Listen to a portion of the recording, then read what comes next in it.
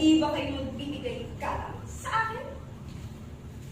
Tingnan niyo ang kolorete sa aking mukha, ang kulay at kulot sa aking buhok, at ang magkakaroon at mahabang kasuotan na tila para sa isang mestizo.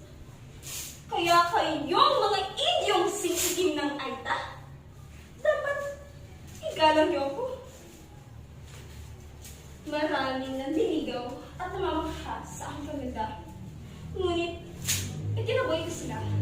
Kasi naman, ba't ako magpapakasal? Magpapasakal sa isang Indio? Hindi maaari.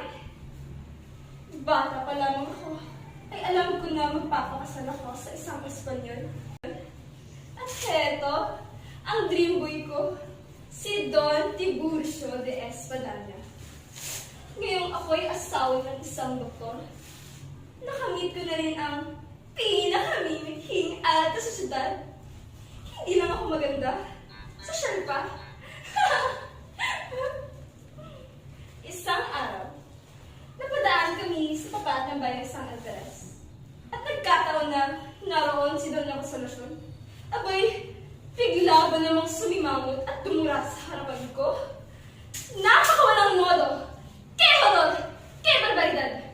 Akala naman niya kung sino siya para gawin niyo sa harapan ko? No se pueden!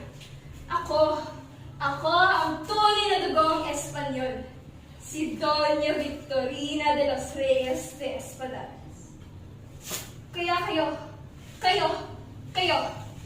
kanino kayo kakampi? Sa akin? O kay Consolacion? Ano? Sa kanya kayo? Sige, magsama kayo lahat ng pangit at peking sa impyerno. At kaming mga magagandang sosyal ang may karapatan lang sa langit.